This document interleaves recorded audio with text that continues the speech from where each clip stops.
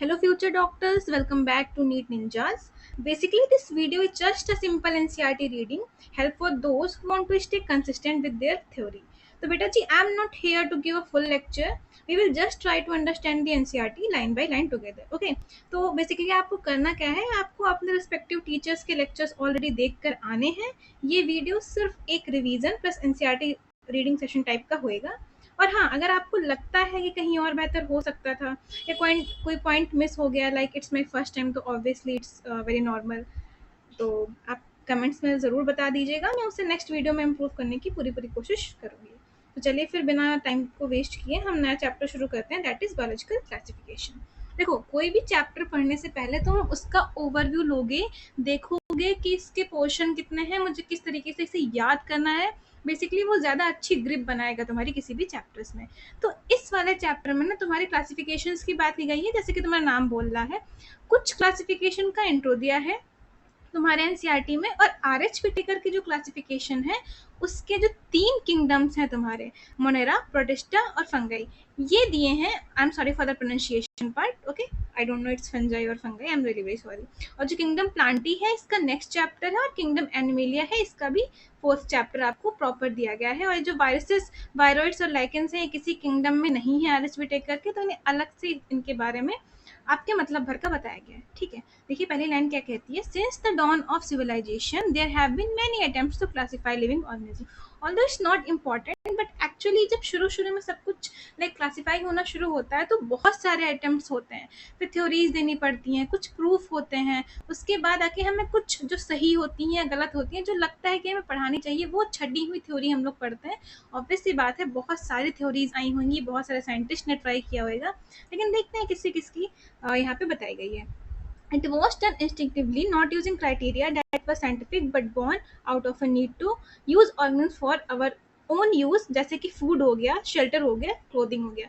इसे हम हिंदी में क्या बोलते हैं, रोटी, कपड़ा और मकान. ठीक है, तो शुरू में तो किसी को साइंटिफिक बेसिस पता नहीं होगा, इट्स वेरी ऑब्वियस. तो जो हमारी नीड थी, रोटी, कपड़ा और मकान, इसके बेसिस पे क्लासीफाई हो रहे थे. लेकिन अब यहाँ पे आता है एक इम्पॉर्टेंट क्वेश्चन कि जो नॉर्मल हो रहा था उससे हट के किसने किया. Like Aristotle was the earliest to attempt a more scientific basis for classification. It's important to learn कौन थे. एरिस्टोटल थे पहले जिन्होंने अटेम्प्ट किया था more scientific basis for classification. अब जो एरिस्टोटल है ना, इनके अकॉर्डिंग क्या था, इन्होंने बेसिकली यूज क्या किया. देखो, कोई भी अगर क्लासिफिकेशन पढ़ोगे तो ये भी पढ़ोगे कि वो किस बेसिस पे उन्होंने क्लासिफाई किया है. तो इनका बेसिस क्या था, इनका सिंपल मॉर्फोलॉजिकल कैरेक्टर्स, मतलब जो देखते ही पहचान में आ रहे थे, इन्होंने उस हिसाब से किया था. अब इन्होंने क्या किया था एरिस्टोटल ने, देखो यहाँ पे इन्होंने प्लांट्स और एनिमल्स के बेसिस पे बांटा था. ठीक है, और क्या किया था, इन्होंने प्लांट्स को ट्रीज, श्रब्स और हर्ब्स में बांट दिया था, एनिमल्स को इनेमा और एनिमा पे बांट दिया था. ठीक है, अब देखते हैं. देखो, अब एरिस्टोटल के पास दूसरे कौन आए हैं, लीनियस. लीनियस का 2 किंगडम क्लासिफिकेशन जो था उसमें भी यही था, प्लांटी और एनिमल. देखो, एक क्वेश्चन ये भी आता है कि ऐसे कौन से 2 किंगडम हैं जो हर क्लासिफिकेशन में लगभग कांस्टेंट रहे हैं, तो वो प्लांटी और एनिमलिया तुम्हारा आता है, ये सब में है.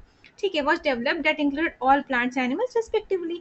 अब इस सिस्टम में कमी थी. कमी क्या थी, ये जो है डिस्टिंग्विश नहीं कर रहा था between eukaryotes and prokaryotes, unicellular and multicellular, photosynthetic and non photosynthetic. Example दिया है फोटोसिंथेटिक का ग्रीन एल्गी और नॉन फोटोसिंथेटिक का फंजाई जो भी है. देखो, पहला क्या है कि यूकैरियोट्स और प्रोकैरियोट्स पे नहीं कर रहे थे डिस्टिंग्विश. दूसरा क्या है, यूनिसेलुलर और मल्टीसेलुलर पे नहीं कर रहे थे. और तीसरा, फोटोसिंथेटिक और नॉन फोटोसिंथेटिक पे नहीं कर रहे थे. ये इंपॉर्टेंट है, इसे थोड़ा सा माइंड में रखना, but it is very obvious. देखो, classification of organism into plants and animals was easily done and was easy to understand. लेकिन large number of organism did not fall into other category. इतनी सारी species हैं, सब कुछ है, तो कुछ तो ऐसे थे ऑर्गेनिज्म, बहुत कुछ नहीं, बहुत सारा नंबर था जिनका ना तो एनिमल्स में आ रहा था ना तो प्लांटी में आ रहा था. तो ये जो 2 किंगडम क्लासिफिकेशन है, ये इसका यूज तो बहुत टाइम तक हुआ, लेकिन इसे हम इनएडुकेट पाया गया कि ये उचित नहीं है. लाइक हमें दूसरा और देखना पड़ेगा. अब ग्रॉस मॉर्फोलॉजी को छोड़कर, क्योंकि ये बेसिस ऑफ क्लासिफिकेशन था लीनियस का, इसको छोड़ के हमें कुछ और कैरेक्टरिस्टिक को लाने की ज़रूरत है फॉर द क्लासिफिकेशन, ऐसा हमें ज़रूरत महसूस हुई. तो कौन कौन से थे वो, देखो, बेसिस कौन थे, सेल स्ट्रक्चर था, नेचर ऑफ वॉल था, मोड ऑफ न्यूट्रिशन था, हैबिटाट था, मेथड्स ऑफ रिप्रोडक्शन था, इवोल्यूशनरी रिलेशनशिप वगैरह वगैरह साइंटिस्ट ने सोचा इन चीज़ों को बेसिस बनाना पड़ेगा हमें, ठीक है। अब जो क्लासिफिकेशन सिस्टम्स थे for the living organism have hence undergone several changes over the time. It's very introductory portion, important lines नहीं है। दो plants and animal kingdoms have been a constant, जो मैंने शुरुआत में बताया था कि जो प्लांट और एनिमल किंगडम है तुम्हारा, ये कांस्टेंट रहा है under all the different system. The understanding of what group organism be included these kingdoms have been changing. मतलब ये दोनों नेम तो रहे हैं कांस्टेंट, लेकिन कैसे किसी ऑर्गेनिज्म को इनमें डालना है या कौन इसमें आ रहा है, अब जो बेसिस है तुम्हारा वो टाइम टू टाइम चेंज होता रहा है। The number and the nature of other kingdoms also have been understood, मतलब कभी 2 कभी 3 कभी 5 ऐसे करके हुआ है। ये इंट्रोडक्टरी पोर्शन है, यहाँ पे ये वाली लाइंस ज़्यादा याद करने की ज़रूरत है, बाकी समझने की नीड है। It's very normal, obvious and common, I think आप लोगों को याद रहेगा, ठीक है। अब आते हैं दूसरे पेज पे। देखो ये जो तुम्हारी दिया ना कैरेक्टरिस्टिक ऑफ 5 किंगडम से आर एच विटेकर के बेसिस पे ये चार्ट दिए, बहुत इंपॉर्टेंट है, पहले नीचे देख लेते हैं। अब तुम्हारे पहले एरिस्टोटल थे, दूसरे लीनियस थे, तीसरा तुम्हारी एनसीईआरटी में नाम दिया है आर एच विटेकर का। इनका जो ये डिस्कवरी का सन दिया है यही बहुत इंपॉर्टेंट है, डेट इज 1969।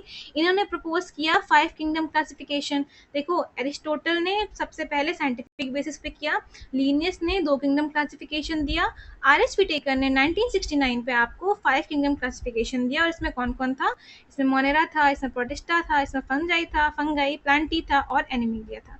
अब इसके बेसिस क्या था, मैंने बोला ना कोई भी क्लासिफिकेशन है उसमें बेसिस याद रखनी है। देखो मैं तो इसको ऐसे याद रखती हूँ एक कोड वर्ड से R P C M B करके, लेकिन आई विल सजेस्ट कि आप अच्छे से ऐसे याद रखो। कोड से क्या होता है, बार बार अगर पढ़ रहे हो तो याद होता चला जाता है, but it's obviously totally your will. Okay देखो आर फॉर क्या हो गया, reproduction, R for reproduction, okay, P for phylogenetic relationships, C for आपका सेल स्ट्रक्चर आ जाएगा, M for mode of nutrition आ जाएगा और B for बॉडी ऑर्गेनाइजेशन आ जाएगा। इस बेसिस पे 5 किंगडम का क्लासिफिकेशन आया। अभी जो तुम्हारी चार्ट दिया है ये बहुत बहुत बहुत इंपॉर्टेंट है। पहली बात तो सीक्वेंस में याद रखो, Monera, protista, fungi, Plantae and animalia.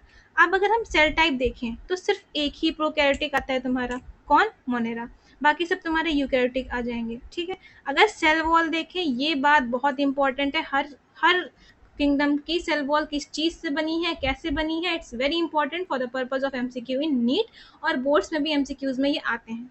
देखो सेल वॉल जो मोनेरा की है वो तो नॉन सेलुलोजिक है। अब नॉन सेलुलोजिक मतलब पॉलीसेकेराइड और अमीनो एसिड होगा उसमें। प्रोटिस्टा में क्या है, कुछ में पाई जाएगी कुछ में नहीं पाई जाएगी। जो तुम्हारा फंगाई आएगा या फंजाई आएगा इसमें होएगी, और किससे बनी होएगी, काइटिन की बनी हुई होएगी।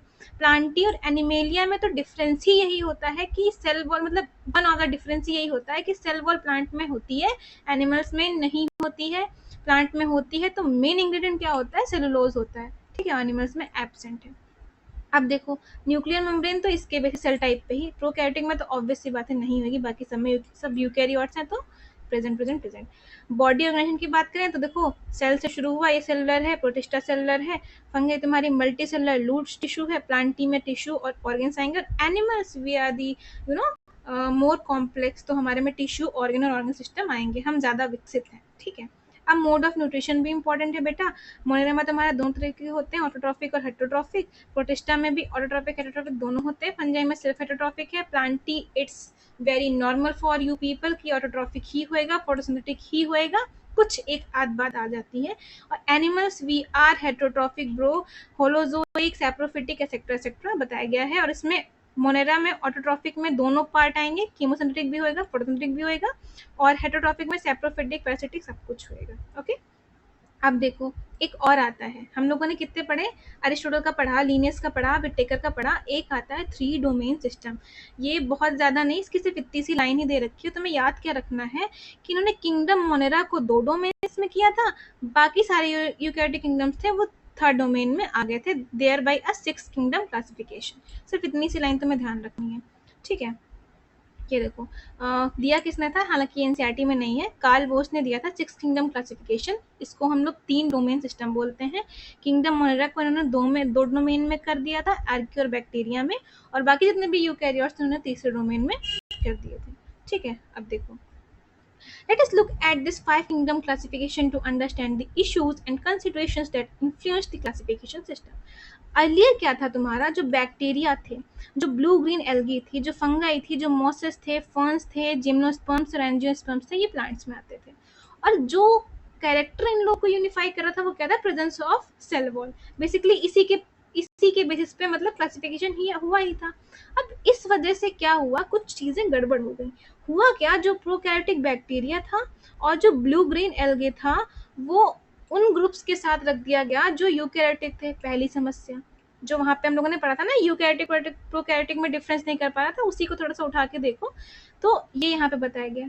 दूसरा क्या था, वही चीज, यूनिसेलुलर ऑर्गेनिज्म और मल्टीसेलुलर ऑर्गेनिज्म को भी एक ग्रुप में रख दिया गया। For example Chlamydomonas and Spirogyra were placed together. अब इसमें से तुम्हारा जो क्लेमाइडोमोनास है वो यूनिसेलुलर है, स्पायरोगाइरा है वो मल्टीसेलुलर है। अब इन लोगों को भी साथ में रख दिया। अब ये जो क्लासिफिकेशन थी ये एक और चीज ने डिफ्रेंशिएट कर पा रही थी कि इसने हेट्रोट्रॉफिक, जिसमें हम लोग फंगाई को पढ़ते हैं, उसको ऑटोट्रॉफिक ग्रीन प्लांट्स के साथ रख दिया। मतलब इतनी गड़बड़ी थी इन तीनों चीजों की। वही बेसिकली 3 पॉइंट्स हैं जो ऊपर मैंने बताए थे ना, यूनिसेलुलर मल्टीसेलुलर को नहीं कर पाए, यूकैरियोटिक प्रोकैरियोटिक को डिफरेंशिएट नहीं कर पाए, ये तीसरा वाला यही बेसिकली नीचे दिया गया है, तो याद तो रहेगा मेरे हिसाब से। ठीक है, अब देखो बताया क्या गया है, दो they also showed a characteristic difference in their walls composition. मतलब जो फंगाई उनमें काइटिन था और ग्रीन प्लांट्स में सिलोजिक सेल वॉल थी, ये भी हम लोग ने चार्ट में पढ़ा है। अब जब ऐसे कैरेक्टरिस्टिक को कंसीडर किया गया तो फंगाई के लिए एक नई सेपरेट किंगडम बना दी गई, दैट इज किंगडम फंगाई। ठीक है, all prokaryotic organism were grouped together. And अब हुआ क्या, जितने प्रोकैरियोटिक ऑर्गेनिज्म थे सबको मोनेरा में रख दिया गया, जितने यूज सेलुलर यूकैरियोटिक थे उन्हें किंगडम प्रोटिस्टा में रख दिया गया। This is one of the most important MCQ, बच्चे बहुत कंफ्यूज होते हैं। जो यूनिसेलुलर यूकैरियोटिक होता है ना वो किंगडम प्रोटिस्टा में आता है। अब देखो, जो किंगडम प्रोटिस्टा है उसने कमाल क्या किया। Kingdom protista has brought together Chlamydomonas, chlorella.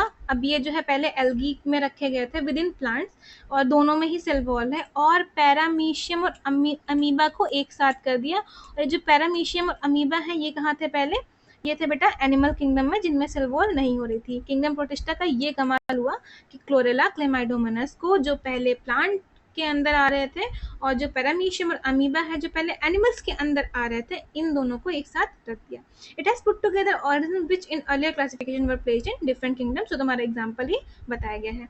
ये हुआ क्यों, पहले क्राइटेरिया दूसरा था, ऑब्वियस सी बात है, सेल वॉल वाला, तो वो लोग बेसिकली रिस्पेक्टिवली अपने उसमें थे, प्लांट्स और एनिमल्स में। अब क्राइटेरिया चेंज हुआ तो इनको भी चेंज कर दिया गया। ठीक है, this kind of changes will take place in future too depending on the improvement in our understanding of characteristic and evolutionary relationship. Over time, an attempt has been made to evolve a classification system which reflects not only the morphological, physiological, reproductive similarities, but it is also phylogenetic, that is based on evolutionary relationship. इस para में सिर्फ इतना बोला गया है कि criteria change हुआ इसलिए इन लोगों को भी चेंज कर दिया गया। इन फ्यूचर अगर आगे और क्राइटेरिया डेवलप्ड होते हैं और कुछ चेंज होता है तो फिर से ये चेंज हम एक्सपेक्ट कर सकते हैं, नथिंग टू वरी। ठीक है, अब नेक्स्ट वीडियोस में हम one by one kingdom Monera, protista, fungi की बात करेंगे, फिर प्लांटियन मेलिया और वो जो वायरस वाला पार्ट है वो एक में करेंगे। आई होप तुम्हें अच्छे से समझ में आया होगा और इसमें याद करने वाला कुछ नहीं है, ये वाला चार्ट ध्यान रखना है तुम्हें। एक बार रीडिंग और लगानी, इट्स वेरी ऑब्वियस नॉर्मल। और hit the like button if you like the video, and thank you so much.